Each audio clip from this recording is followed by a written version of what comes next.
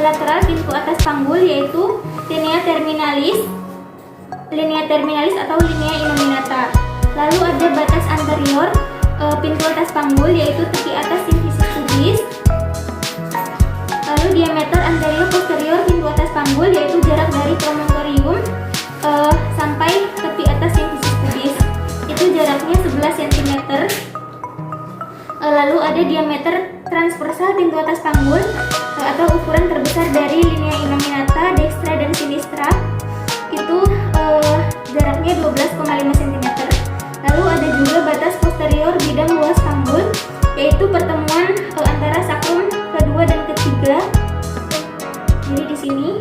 Lalu ada batas lateral bidang luas panggul yaitu pertengahan acetabulum, dextra dan sinistra. Lalu ada batas anterior bidang luas panggul yaitu pertengahan simfisis pubis. Lalu diameter anterior posterior bidang luas panggul atau jarak dari pertengahan simfisis pubis sampai ke pertemuan sakrum kedua dan ketiga. Jadi dari pertengahan simfisis pubis sampai ke pertemuan sakrum kedua dan ketiga itu jaraknya 12,75 cm. Dan diameter transversal bidang luas panggul atau jarak dari pertengahan acetabulum, dextra dan sinistra itu 12,5 cm. Lalu ada batas posterior bidang sempit panggul yaitu ujung osakrum 1 sampai 2 cm. Dan batas lateral bidang sempit panggul yaitu spina ischiadica, dextra dan sinistra. Dan ada juga batas anterior bidang sempit panggul yaitu tepi bawah simfisis pubis. Dan diameter anterior posterior bidang sempit panggul yaitu jarak dari tepi bawah simfisis pubis sampai ujung osakrum 1 sampai 2 cm. Yaitu panjangnya 11,5 cm. Lalu ada diameter transversal atau interspinal bidang sempit panggul atau jarak dari spina ischiadica, dextra dan sinistra dari sini ke sini itu jaraknya 10,5 cm. Lalu ada pintu bawah panggul terdiri dari dua segitiga dengan dasar yang sama. Jadi pintu bawah panggul itu terdiri dari dua segitiga dengan dasar yang sama. Ini segitiga pertama dan ini segitiga kedua. Nah, terus dasar dua segitiga pintu bawah panggul ini yaitu dengan garis yang menghubungkan terdapat garis yang menghubungkan dua segitiga tersebut dari tuber ischiadica, dextra dan sinistra. Jadi dua segitiga tersebut dihubungkan oleh garis yaitu garis dari tuber ischiadica, dextra dan sinistra sehingga terbentuk dua segitiga. Lalu sisi lateral segitiga posterior yaitu ligamentum sacrotuberosum, dextra dan sinistra atau sisi lateral segitiga bawah yaitu ligamentum sacrotuberosum, dextra dan sinistra. Lalu segitiga anterior dibentuk oleh arcus pubis atau segitiga yang atas itu dibentuk oleh arcus pubis. Dan diameter anterior posterior pintu bawah panggul yaitu jarak dari tepi bawah simfisis pubis ke osakrum itu jaraknya 11,5 cm. Dan diameter transversal pintu bawah panggul yaitu jarak dari tuber ischiadica, dextra dan sinistra itu 10,5 cm.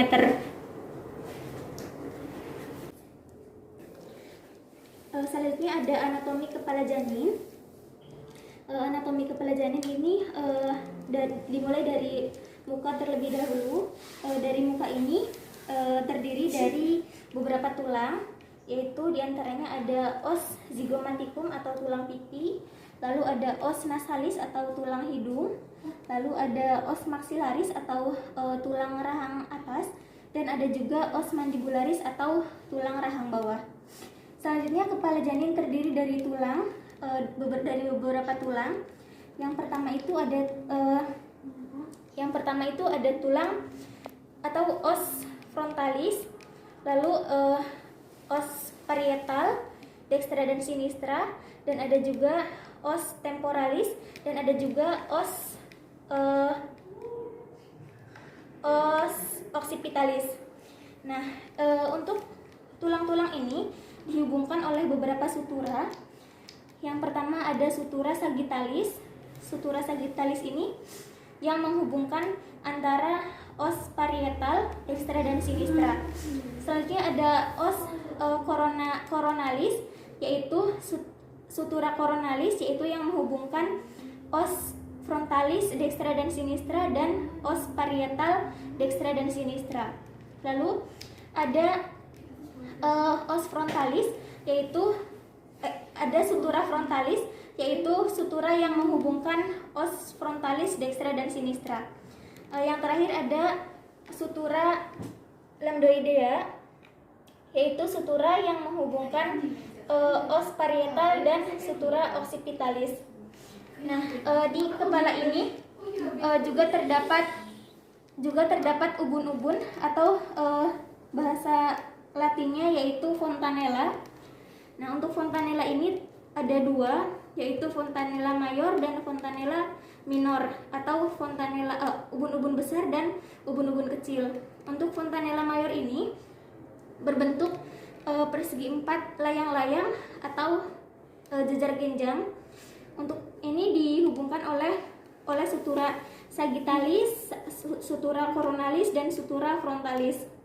Dan untuk fontanella minor ini atau ubun-ubun kecil ini dihubungkan oleh sutura sagittalis dan sutura lambdoidea.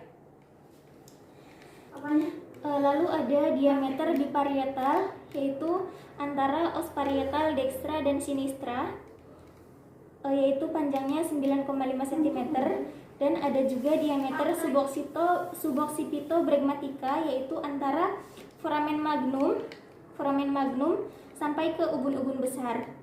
Itu jaraknya 9,5 cm, dan ada juga diameter suboccipito frontalis, yaitu jaraknya antara foramen magnum sampai ke os frontalis. Itu jaraknya 12 cm. Nah, yang terakhir yaitu mekanisme persalinan normal. Diawali dengan kepala masuk pintu atas panggul dengan posisi diameter suboccipito frontalis 12 cm menempati diameter transversal pintu atas panggul 12,5 cm. Lalu diameter biparietal 9,5 cm menempati diameter anterior posterior pintu atas panggul 11 cm. Lalu di pintu atas panggul, kepala janin bisa masuk ke dalam 3 posisi, yaitu synclitismus, asynclitismus posterior, dan asynclitismus anterior. Nah, apa itu synclitismus, asynclitismus anterior, dan asynclitismus posterior? Jadi synclitismus itu yaitu di mana sutura sagittalis itu berada di tengah-tengah antara promontorium dan simfisis pubis. Jadi kalau synclitismus itu sutura sagittalis berada di tengah. Lalu ada asynclitismus anterior, yaitu di mana posisi sutura sagittalis itu mendekati simfisis pubis, dan asynclitismus posterior adalah di mana posisi sutura sagittalis itu mendekati promontorium. Nah, setelah kepala masuk ke pintu atas panggul, lalu kepala masuk ke bidang luas panggul. Nah, kepala masuk ke bidang luas panggul. Kepala masuk ke bidang luas panggul. Kepala mengalami fleksi atau dagu mendekati dada sehingga masuk ke bidang sempit panggul. Sehingga kepala masuk ke bidang sempit panggul. Lalu kepala masuk rongga bidang sempit panggul dengan ukuran terkecil, di mana ubun-ubun kecil lebih rendah dari ubun-ubun besar. Jadi ubun-ubun kecil ini posisinya lebih rendah dari ubun-ubun besar. Lalu diameter Suboccipitobregmatica 9,5 cm, menempati diameter interspina dari bidang sempit panggul yaitu 10 cm, sehingga kepala melakukan putaran paksi dalam atau rotasi internal. Kepala melakukan rotasi dalam atau putaran dalam sehingga memasuki pintu bawah panggul. Kepala masuk pintu bawah panggul setara dengan HOT 3 dan disertai dengan majunya kepala menyesuaikan bentuk jalan lahir. Setelah kepala masuk ke pintu bawah panggul, kepala janin sampai di dasar panggul dan ubun-ubun kecil di bawah simfisis. Lalu suboccipito sebagai hipomoklin. Kepala melakukan ekstensi atau defleksi atau dagu menjauhi dada dan sehingga terjadi ekspulsi kepala. Kepala melakukan putaran paksi luar atau rotasi eksternal karena ke arah punggung janin sehingga kepala berhadapan dengan tuber ischiadica sepihak. Jadi kepalanya menggilir, jadi menghadap untuk mukanya itu menghadap ke tuber ischiadica sepihak. Lalu setelah putaran paksi luar, bahu depan maju di bawah simfisis, bahunya itu di bawah simfisis dan diikuti bahu belakang sehingga seluruh tubuh bayi lahir dengan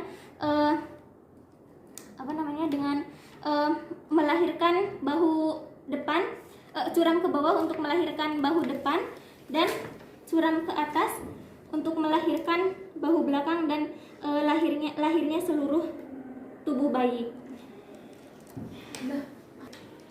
Demikian penyampaian yang dapat saya sampaikan. Kurang lebihnya mohon maaf. Saya akhiri. Wassalamualaikum warahmatullahi wabarakatuh.